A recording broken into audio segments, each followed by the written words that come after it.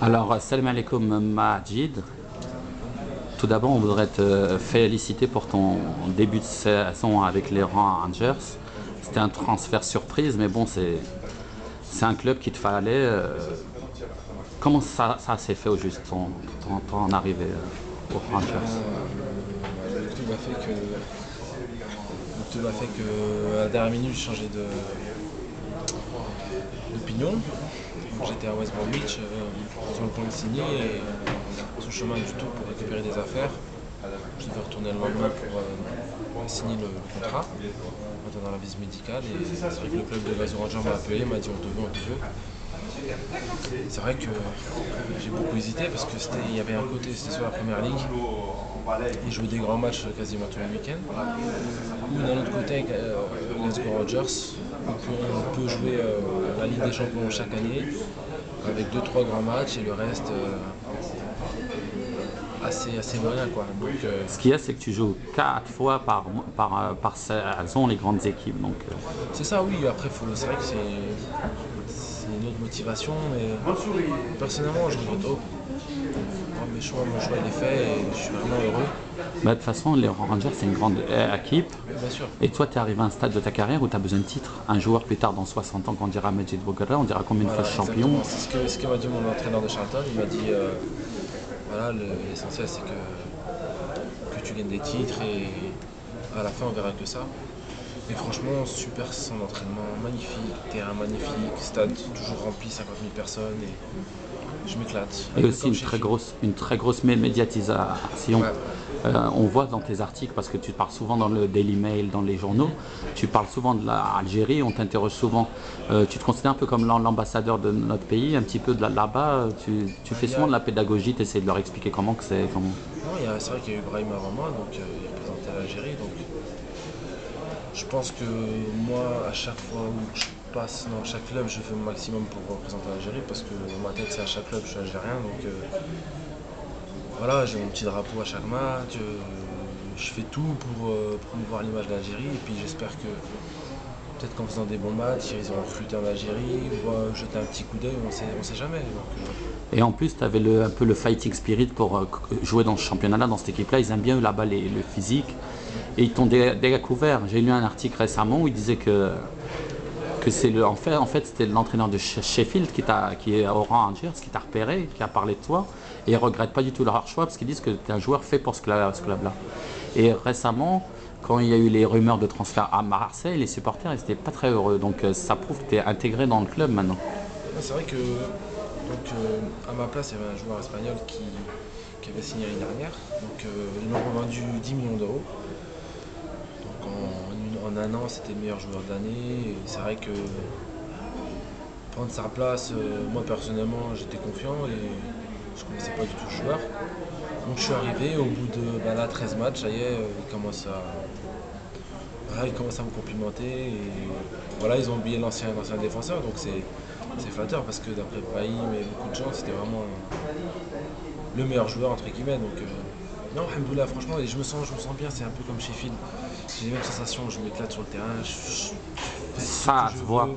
Voilà, je ressens, voilà, je prends du plaisir. Tu sais qu'il y a beaucoup d'Algériens qui ont acheté la carte à RT Sport pour voir tes matchs Ouais, ben, tous les week-ends. mon père le premier. Ouais, sur Showtime ou RT Sport 7. Voilà, mon père est content parce qu'il voit tous les matchs maintenant là-bas. Et maintenant, on va parler de l'équipe nationale. Satisfait du tirage ou bien quoi qu'il arrive à ce niveau-là? Satisfait parce que j'ai jamais joué un match contre l'Égypte et je sais que pour les Algériens c'est énorme. Voilà quoi, les gagner parce que je pense que ça va jouer, à part une surprise du Rwanda ou de Zambie, je pense que ça va jouer entre l'Égypte et l'Algérie. Donc bien négocier le premier match et je pense que c'est ce premier match là qui va nous propulser sur l'objectif de la Coupe du Monde. Moi, j'ai eu l'occasion de voir Maroc-Rwanda, des derniers éliminatoires. Ok.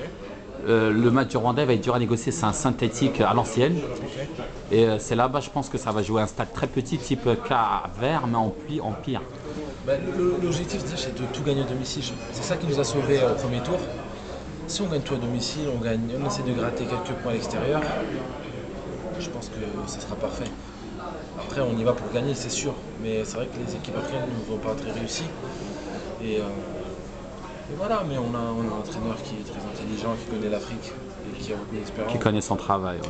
Il a toujours une idée derrière la tête, donc on lui fait confiance, et il nous fait confiance et il va marcher comme ça. Mais on a un petit avantage de taille cette année, c'est que les premiers matchs, c'est en mars.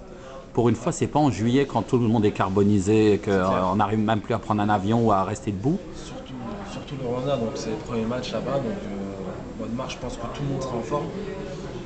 Bon, on voit d'ailleurs, personnellement, toi, tu es plus affûté là qu'au mois d'août, au mois de juin, au mois de juillet, après une saison harassante. C'est normal parce que j'avais fini le championnat le 2 mai avec Charlton. Et du 2 mai au 2 juin, à rester à Dijon, courir tout seul, prendre du poids Là, normalement. Et 2 matchs de suspension, donc c'est-à-dire que tu joues pas pendant un mois et demi. C'est normal contre la Gambie, j'étais personnellement, voilà, c'est tout à fait normal, mais maintenant je suis affûté, je m'entraîne tous les jours. Ah, le jour et la nuit. Hein. Bien sûr, C'est normal, c'est normal. C'est pour ça que le fait qu'ils aient planifié les matchs là, je trouve que ça va nous arranger plus que d'habitude. Ouais. Parce que d'habitude, quand tu as fait une année harassante, tu penses à tes vacances et tout, que tu te retrouves dans un autre stage, hôtel, les avions, l'entraînement, tout ça, c'est un peu difficile. Mais là, là, personnellement, on sait que le mois de juin, il y aura deux matchs très importants. Et ça me fait ni chaud ni froid de ne pas avoir de vacances. Donc, parce que voilà, il y a l'Égypte qui arrive, il y a une Coupe du Monde qui arrive, c'est un rêve de gosse. C'est cette génération où j'avais. Là, c'est possible. Là, Non, voilà, il y a l'espoir. tu me l'avais, la première interview que j'avais faite, toi, tu m'as dit on est une génération de Coupe du Monde. Tu m'as dit on va atteindre la maturité juste pour la Coupe Voilà, du Monde. donc on a raté la première. La patience, c'est une vertu. Donc je pense que maintenant tout le monde l'a accueilli. Et c'est vrai, maintenant, en plus, il y a un banc, quoi, on peut le dire. Ça veut dire il y a eu des blessés, ça n'a pas changé le niveau de l'équipe. Il y a un groupe, tout le monde sait comment tout le monde travaille. C'est le fait de ne pas avoir trop modifié, ça a aidé, je trouve. Et voilà, ouais, là, c'est carrément un noyau qui a été formé depuis, je pense que l'ère Cavani. C'est vrai qu'il a emmené un groupe. Et Sarnen a été très intelligent parce qu'il a gardé parce que carrément au noyau. Après, il a incorporé à dose homéopathique. Voilà, les locaux, parce que lui, il a plus d'expérience, il connaît vraiment les meilleurs locaux, tandis que Cavalli, il maîtrisait pas trop ces joueurs-là. Et je pense qu'il a créé une osmose parfaite. Mais moi qui ai l'occasion d'interviewer aussi les locaux, je trouve, j'ai jamais vu une équipe nationale et autant une osmose entre les locaux et les Algériens de l'étranger. À une époque, il y avait un peu comme, pas un antagonisme, mais une petite rivalité. Je trouve maintenant quand on interviewe des Diet, des Raho, tout ça, on le sent plus. Oui, non, mais parce que voilà, c'est vrai que déjà depuis que le coach est là, on n'entend plus ces rumeurs. Et franchement, c'était des bêtises. Bon, il y avait quelques tiraillements. Petits trucs. Non, même pas tiraillements. Certains avaient des affinités entre eux, ce qui est normal. En aucun cas, on est des Algériens et on sait très bien qu'on est tous le pays, donc aucun problème. Ouais, c'est des très bonnes paroles. Maintenant, on va parler un peu de ta distinction, double distinction. Tu as été choisi pour représenter la communauté musulmane écossaise. Et en plus, tu as été élu, tu vas recevoir la médaille du mérite de la ville de Dijon pour service rendu, pour tes activités surtout à côté dans le monde associatif et tout ça.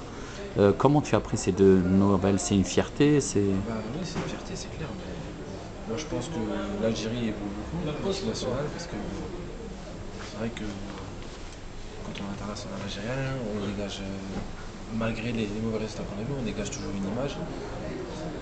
Et moi, franchement, je dois beaucoup à cette équipe nationale, à ce pays. Et moi, à chaque fois que j'aurai une récompense, je la dédierai toujours à mon pays parce que ça me tient à cœur. Et pour mes parents, voilà, même pour ma communauté, pour mon parcours. Donc, c'est vraiment. C'est vrai que. C'est vrai que j'y ai pas cru. C'est un film. Mais j'ai continué à travailler. Voilà, c'est un film. Et alhamdoulilah, grâce à Dieu. Inch'Allah que ça continue et puis signer dans un autre grand club. Ben nous on te souhaite te voir mardi Inch'Allah sur le terrain puisque ta blessure apparemment c'était qu'une rumeur, je pense, c'était pas trop grave. Non, si, c'est pas trop grave, c'était une grosse contracture. Parce que dans la presse on a dit ça y est. Non, c'est une grosse contracture, je ressens encore la pointe mais je pense que je vais essayer de pas prendre de risques mais tout en... Ouais, faut pas trop prendre de risques, surtout pour un match amical. Surtout que mon club normalement ne veut pas que je joue mardi. Mais... De toute façon, que tu joues pas, tu encourageras tes frères. Ah non, c'est sûr, je suis là de toute façon. Inch'Allah, je vais tout faire pour jouer, c'est pas grave. On te remercie, Mathis. C'est moi.